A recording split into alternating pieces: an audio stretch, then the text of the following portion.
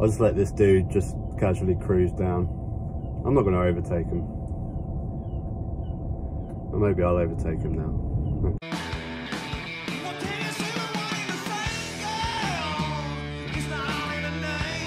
Shock horror, guys! Shock horror! GB News have actually found someone with some intelligence on the street to interview. I know, right? I know. Check this out. So 2 years on from Britain leaving, has Brexit been a success? I think we've lost out on millions, if not billions of pounds in all sectors, and the trade deals what is brought in have not obviously made up for the shortfall. I'm guessing that they've probably now literally just run out of anyone that's still left supporting Brexit on the street. They just literally can't find them anymore because most people have cottoned on to the lies and the deceit of Brexit. I believe in the EU, and I also think they are bending the rules and changing laws as they want, willy-nilly, and using Brexit as a cover to do so, in turn taking away some of the civil liberties. The sad fact is, though, that you know that most of these GB News viewers will be completely ignoring the intelligent guy at the beginning of the interview and going back to the same old bollocks from the ones at the end of the video. With Brexit, done well with Brexit. I think Brexit has been a success. And what do you think of Brexit? Do you think it's been a success? Partly, because they're still having a bit of problems with it, aren't they? Like tweaking it and things like that. But other than that, I think they'll get it through and get it all sorted. I mean, holidays are back on and things like that. But the thing is, GB News viewers, they're too far gone, aren't they? They're too far indoctrinated into the cult of Brexit. But the good news is that we're starting to see more mainstream coverage of the lies and deceit of Brexit. We're seeing it on Sky News, of course we're seeing it on Channel 4, we're even seeing it on ITV News now as well. Almost all of his customers are in the EU, but nowadays to export fish there, you need to fill in forms. Ian says new customs rules are costing his business £300 a day. I feel we've been brainwashed. When the Prime Minister visited Brixham, he told Ian his business would boom after Brexit. Brexit has meant that we have to work harder for less money. We have to employ extra staff for the admin. I was the first one to put my hands up to say I'm sorry that I voted to come out of Europe. I really wish that we were still in it. You regret it? Oh, absolutely. Every day, every week, every month, more and more people are finding out about the lies that they were told about Brexit. This guy here, I mean, he's a fisherman, so he obviously found out in January 2021 when he woke up one morning and found out that it's going to be twice as hard to export to the European Union. But, you know, you can't please everyone. You can't get to everyone. It's impossible. Even people in the fishing industry. For many people, of course, Brexit was about greater political independence, not economic growth. And Karen Morris has no regrets. How long were we in Europe? So, you know, you've got to expect some sort of disruption. It's the price that's worth paying. Of course it is. In the long run, yeah. She is the absolute pinnacle of brainwashery. She works in the fishing industry, for crying out loud. She must see it all. She must see it all. I don't know, she must go to bed with a portrait of Nigel Farage by her side. I mean, she is just obviously hero worships this guy when she can't see what's going on with the fishing industry. But when you actually look at that interview, I think she works in like one of those little seaside kiosks that sell like whelks and seafood to all the tourists and that. So her business is probably booming for her. She's just dealing with tourists. Loads of tourists are going down to Cornwall right now after COVID. She's probably making loads of money, but she don't give two fucks about the guy at the beginning that's trying to just sell his fish to France and the rest of Europe. Fucking hell. Look at the graph, woman. Look at the graph. If you can't see it in your own fishing neighbourhood, look at the fucking graph. The Centre for European Reform has modelled the economic performance of a UK that remained in the EU, using data from countries whose performance was similar to ours before Brexit. It then compared this with the actual performance of the UK economy since the referendum 6 years ago.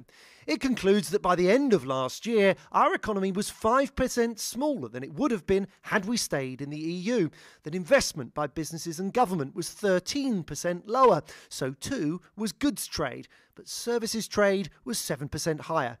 How can you be so sure that this damage has been caused by Brexit rather than the pandemic? Most economies have recovered from COVID. Most economies are now bigger than they were just before the pandemic struck.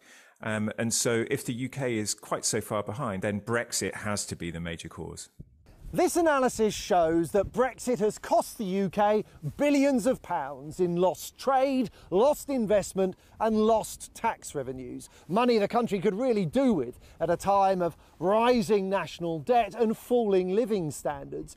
Of course, the Prime Minister promises to produce a high wage, high productivity, low tax economy.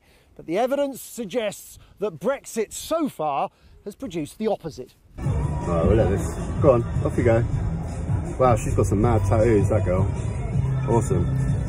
I better shut the window because there's a party going on over here. I actually love this bar on the seafront. This bar on the seafront is awesome. It's always full of like 50, 60-year-olds that have had a day trip down to Brighton, had a few drinks, and someone puts some music on. They party hard on the seafront. But I tell you what, these people are much more interesting to hang out with than a couple of 20-year-olds that you'll find in the bars around here. I love these guys.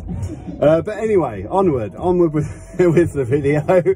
Now, as someone who has always strongly believed that we should stay inside the EU, all I've ever said is, what's the bloody point of coming out? What's the bloody point? You know, the Brexit supporters will try and paint this picture of people like me of thinking that the whole country is going to collapse, there's going to be no food, everything's going to be a complete disaster. But I've never really said that. All I've said is basically, what's the point?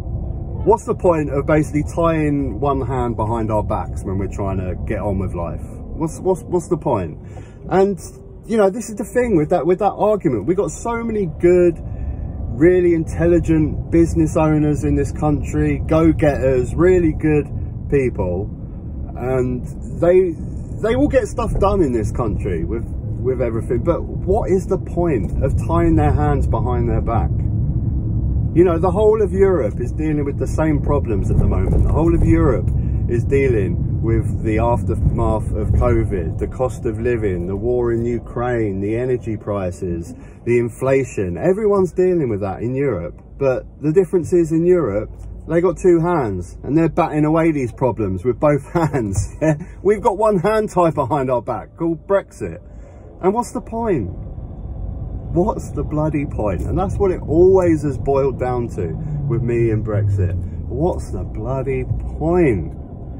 And you know, the Brexit supporters will say, well, we're going to get this Britain utopia land where we don't rely on cheap labour and stuff. And you know what? I might give that argument a shred of dignity in respect if we didn't have the fucking government and you Brexit supporters didn't vote in the government that we have right now.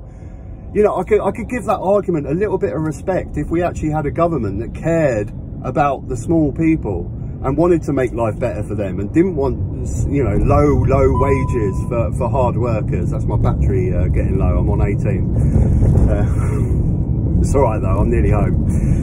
I can respect that argument, but you vote for Brexit and then you vote for a party, the Tories, that do not give a shit about the small man. It doesn't add up. It doesn't work. It does not work. That is the pinnacle. Whenever I get thinking about Brexit, I haven't done a video for Brexit for quite a while. I kind of space them out a little bit, because whenever I think about the topic and I just start talking about the topic, my brain just does that, what I just done there. What was the point? What was the point? Hands tied behind our backs, making it harder for ourselves, right? Especially right now. But there's still an air of optimism. Like I say, we're getting more mainstream news channels that are reporting on this stuff now. Once we finally get rid of these cunts in charge, maybe public opinion can swing about the single market, customs union. I know you guys in Europe don't want us back. I hear about it all the time. I hear about it every single day. We don't want you back. Serves you right, you bunch of cunts. You done this to yourself, piss off, we don't want you in Europe. I hear this every single day in the comment section. I do hear it, but you know, we didn't all want this shit. And on that note, I think I'll leave. I've had enough on the subject, I think. Thanks for all your likes and subscribes. Thanks for the super thanks that I've had in previous videos. It all really helps. I've said before, I'm saving up for a new camera because this one just it flips. It decides when it wants to be HD or not, just on a whim. So yeah, I'm saving up for a new camera. So thanks for that. If you want to support the channel, there's a thanks button down below. Till next time, take care.